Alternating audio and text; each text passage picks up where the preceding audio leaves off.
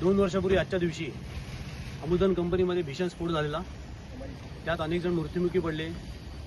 त्याचपूर्वी जेव्हा प्रोबेस कंपनीमध्ये जेव्हा स्फोट झाला त्यावेळेस जवळपास सगळे मिळून 25 लोक मृत्युमुखी पडले, 300 जेव्हा लोक जखमी होते। ह्या MIDCच्या आजूबाजूच्या परिसरात ज्या लोकांची घरं आहेत त्यांचं अतोनात नुकसान झालं, पण आजपर्यंत सरकारकडनं कोणतीही नुकसान भरपाई मिळालेली नाही। उलट जे मृत व्यक्ती आहेत त्यांना नुकसान भरपाई मिळण्याऐवजी त्यांच्या मालकांनी अशा काही गोष्टी करून ठेवल्या आहेत की त्यांना धड नुकसान भरपाई मिळत नाही। जवळ 2 ते 3 कोर्टांमध्ये केसेस चालू आहेत, पण त्या वेगवेगळ्या प्रक्रियेमध्ये अडकवून त्या आजपर्यंतही त्यांना नुकसान भरपाई मिळालेली नाही आहे। पुढच्या आठवड्यात आम्ही या संदर्भात एक निवेदन आमचे नेते आदित्यसाहेब ठाकरे यांना देणार आहोत। त्यावेळेस आमचे सगळे शिष्टमंडळही उपस्थित होतील आणि त्यांच्यामार्फत आम्ही प्रयत्न करणार की येणाऱ्या अधिवेशनात हा मुद्दा उपस्थित राहिला पाहिजे आणि सर्व नुकसानग्रस्त जेवढे आहेत जवळपास 44 कोटीचे पंचनामे झालेले आहेत, पण आजपर्यंत एकही छदाम सरकारकडनं मिळालेलं नाहीये। तर यासाठी या अधिवेशनात आम्ही तो प्रश्न उपस्थित करून त्या सर्व नुकसान अपघातग्रस्तांना ही नुकसान भरपाई मिळाली पाहिजे यासाठी प्रयत्न करणार आहोत। जय हिंद, जय महाराष्ट्र। 2 वर्ष झाले माझ्या मिस्टरांना जाऊन इथे 2 वर्षापूर्वी स्फोट झालेला, तरी पण सरकारने अजून काही दखल घेतली नाही, आम्हाला काही मदत नाही मिळाली। माझ्या मुली वगैरे छोट्या आहेत, आमची परिस्थिती कोणालाच मदत नाही मिळाली, आम्हाला मदत मिळाली। डोंबिवली म्हणजे एक प्रदूषण आणि स्फोटाची मालिका चालू होते आणि त्याच्यात 10 वर्षापूर्वी प्रोबेसचा जो स्फोट झाला होता त्याच्यापासून सुरुवात झाली होती। ॲक्च्युली प्रोबेस स्फोटनंतर हे थांबायला पाहिजे होतं, कारण त्याच्या चौकशी अहवालामध्ये त्यांनी स्पष्ट डोंबिवलीत काय काय करावं सुरक्षेच्या बाबतीत हे लिहिलेलं, पण तो दाबला गेला अहवाल। नंतर मग स्फोट एक एक होतच गेले, इंडो अमन झाले, मेट्रोपॉलिटन एक्झाम झाली आणि हा मोठा एक म्हणजे प्रोबेसपेक्षा हा 5 पटीने मोठा होता स्फोट। याच्यात जास्त नुकसान लोकांचं, व्यावसायिकांचं आणि इंडस्ट्रियलांचं पण झालं। पण सर्वांनी, मुख्यमंत्री, उद्योगमंत्री, सर्व मिनिस्टर, इथले लोकप्रिय यांनी सांगितलेलं की आम्ही तुम्हाला नुकसान भरपाई देऊ, अगदी इथल्या धोकादायक कंपन्या आम्ही बाहेर काढू, पण त्याच्यात काही झालं नाही। हे दुर्दैव आहे आपलं। असे एवढे लोक खोटं बोलून का घेतात? कम से कम इथल्या स्थानिक लोकांच्या, ग्रामस्थांचे जे नुकसान झालंय त्यांना काहीतरी द्यायला पाहिजे होतं, ते पण दिलं नाही आणि त्याचा विषय पण काढत नाहीत। म्हणजे इतकं वाईट वाटतंय की आणि त्यांचे जे कोणी आहेत ते पण बोलत नाहीत। त्यामुळे लवकरात लवकर आपणच आता जनता लवकरात लवकर याच्यावर काहीतरी आंदोलन किंवा करून पाठपुरावा करून या जे नुकसान भरपाई झाली त्यांना मिळवून दिलं पाहिजे, एवढीच आपली इच्छा आहे। नमस्कार। मागील 3 वर्षांपूर्वी म्हणजे 23 मे 2023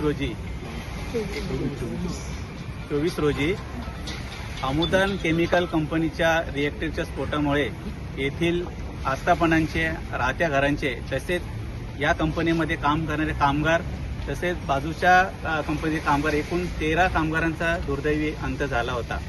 राज्य शासनाने तसेच केंद्र शासनामार्फत येथील मृतांना नाममात्र फक्त नुकसान भरपाई दिली, परंतु येथील ज्या भूमिपुत्रांचे अतोनात जे नुकसान झालेलं आहे घरांचे वगैरे, त्यांना आजही एकही रुपया नुकसान भरपाई दिलेली नाही। 2 वर्षांपूर्वी जेव्हा स्फोट झाला तेव्हा तात्काळ आम्ही या ठिकाणी आंदोलन केले आणि तहसील कार्यालयामार्फत आणि तलाठी कार्यालयामार्फत येथील सर्व आस्थापना असतील, रहिवासी असतील, वाणिज्य आस्थापना असतील, त्यांचे मूल्यांकन करून त्यांचा अहवाल तसा उपविभागीय कार्यालयाला सादर करण्यात आला आणि तसाच तो मुख्यमंत्री सहायता कार्यालयाला सुद्धा सादर करण्यात आला, परंतु आजपर्यंत एकही रुपया येथील भूमिपुत्रांना नुकसान भरपाई देण्यात आलेली नाही। मुळात म्हणजे जे कामगार मृत झालेले आहेत त्यांच्या कुटुंबाचं पुनर्वसन करणे गरजेचं होतं, तसेही आजपर्यंत झाले नाही।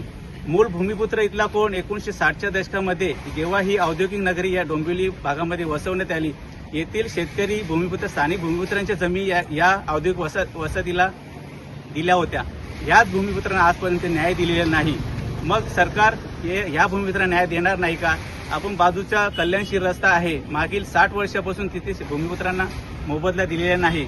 मागील 7 वर्षापासून आम्ही ते संघर्ष करत आहोत। सरकार फक्त आम्ही मोबदला देऊ एवढंच बोलत आहे। एकंदरीत काय तर भूमिपुत्रांना न्याय द्यायचंच नाही असं प्रत्येक सरकारने ठरवले आहे का? अहो, याच मागणीकरिता 2 वर्षापूर्वी आम्ही सोनारपाडा या ठिकाणी बेमुदत आंदोलनाला बसलो होतो, परंतु सरकारतर्फे 22 आंदोलनकर्त्यांमध्ये, त्यामध्ये मी सुद्धा पहिला आहे, 22 आंदोलनकर्त्यांना गुन्हे दाखल करण्यात आले। म्हणजे ही दडपशाही अजून तुम्ही सुरू ठेवणार आहात का? माझी एकच विनंती आहे की सरकारने या नुकसानग्रस्तांना तातडीने भरपाई द्यावी, अन्यथा आम्हाला रस्त्यावर उतरून पुन्हा आंदोलन छेडावं लागणार आहे. धन्यवाद. ज्यावेळी येथील स्फोट झाला त्यावेळी मी स्वतः इथे उपस्थित होतो आणि पहिली गोष्ट म्हणजे आम्हालाच कळलं नाही कुठे काय होतंय ते. ज्यावेळून वरचे पत्रे पडायला लागले त्यावेळी आम्हाला कळलं की बाहेर काहीतरी होतंय. त्याच्यानंतर आम्ही बाहेर येऊन बघितलं तर अक्षरशः आम्हाला रस्ता पेटलेला दिसत होता. रस्ता पेटलेला दिसतोय तर आम्ही अवाक झालो की कशामुळे हे झालंय. पण बाजूलाच मला वाटतं काहीतरी थिनेरचं त्यांचं सगळं भरलेलं होतं थिनर, तेही कोणाला माहित नव्हतं. म्हणजे अधिकृत आहे अनधिकृत आहे हेही कोणाला माहित नव्हतं. ते थिनर पुरं रस्त्यावर झालं होतं, रस्ता पुरा पेट घेत होता आणि इथून सुद्धा काही अवशेष असे उडाले होते की आम्ही नंतर बाहेर आलो तर काही हात दिसत होते, काही पाय दिसत होते. म्हणजे पूर्ण व्यक्ती सुद्धा आपल्याला इथे दिसत नव्हता. त्यामुळे आपण जो 13चा आकडा सांगताय तो 13चाच होता. काही अजून काही होते हे आपल्याला कळायला मार्ग नाहीये. कारण आपल्या बाजूला मला वाटतं छोटंसं एक आता ते आपले कॉन्ट्रॅक्टर आहेत तिथे पण काहीतरी भिंत पडून त्यांचे पण 1-2-4 लोक गेलेले. आता आमच्यासारखे छोटे उद्योजक आहेत, कारण मी तर 1-2 महिन्यापूर्वीच माझी शेड बनवली होती आणि पुरं नुकसान झालं. तरी मी आमच्याकडे ज्यावेळी पंचनामा करायला आले त्यावेळी मी त्यांना स्पष्ट सांगितलं होतं की आम्ही छोटे उद्योगधंदे कसे तरी आम्ही सावरू, पण खरंच लोकांची स्थानिक लोकांची घरं गेले तर त्यांना काहीतरी प्रथम तुम्ही प्राधान्य द्या. कारण माझ्या समोर मी बघितलंय आमच्या इथे एक ते पप्पू म्हणून आहेत, त्यांचं घर तर पुरं अक्षरशः खाली आलं होतं. त्यांची मिसेस होती ती आमच्याकडे रडत आली काय झालं म्हणून. मग अशा लोकांनाही काही मदत केली नाही, पण बाकी लोक म्हणजे कोणालाच काही मदत मिळालेली नाही. तर हा जो फार्स आहे तुमचा सर्वे करण्याचा, हा फार्स करूच नका. कारण माझ्या शॉपचं म्हणजे माझ्या गाड्याचा ज्यावेळी हे लोक सर्वे करायला आले त्यावेळी मी जेवायला गेलो होतो. त्या लोकांनी मला अर्जन्सी बोलावलं की तुम्ही लवकर या, इथे सरकारी लोक आलेले आहेत, सर्वे करायचा आहे. म्हणजे जेवण अर्ध्यावरती सांडून मी इथे आलो. म्हणजे हा फार्स फक्त तुम्ही दाखवण्यासाठी करताय का आणि तेवढ्यापुरते फक्त 8 दिवस तुम्ही शोक व्यक्त करताय. आमच्या आया बहिणी आहेत, त्यांचं काही लोकांचं कुंकू पुसलं गेलं, त्यांनाही तुम्ही अजून न्याय दिलेला नाहीत. मी ज्या ठिकाणी राहतो महावीर नगरला, माझ्या समोर सुद्धा त्या 38 की मला वाटतं 35 वर्षाच्या होत्या खानविलकर मॅडम, त्यांचंही तिथे म्हणजे त्याही त्या याच्यामध्ये अंत झाला त्यांचा, त्यांनाही काही मिळालेलं नाही. ते अक्षरशः म्हणजे डोंबिवलीला सोडून ते आता बाहेर गेलेत. म्हणजे डोंबिवलीमध्ये राहणं सुद्धा नलावडे साहेबांनी सांगितलं तसं घातक झालेलं आहे.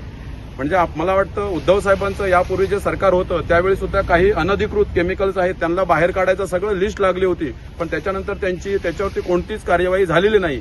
आणि केमिकल जे काही घाण वस्तू किंवा काय केमिकल सोडतात त्याबद्दल आम्ही काय बोलत असतो, पण त्यांचे जे लोक येतात सर्वे करण्यासाठी किंवा जे काय म्हणतो केमिकल ते सगळे चेक करण्यासाठी ते तात्पुरते करतात, त्यांची मांडवली होती ते परत निघून जातात. तदनंतर मला वाटतं 223च्या बाजूला 222ला सुद्धा असाच प्रकार घडला होता. त्यांची सर्व कंपनी अडचणीमध्ये आहे, केमिकल झोन आहे, पण त्यांनी ती कुठली दक्षता घेतली नाही. फायर ब्रिगेडवाले आले, त्यांच्यात काहीतरी त्यांची ते मांडवली झाली आणि तो विषय तिथे संपला. तरी पण मला असं वाटतंय की उद्योगधंदे जे छोटे मोठे त्यांना सहकार्य करण्यापेक्षा म्हात्रेपाड्यावरची जी काही घरांना जो प्रॉब्लेम झाला होता त्यांना तरी सरकारने सहकार्य करावं हीच माझी माफक अपेक्षा आहे.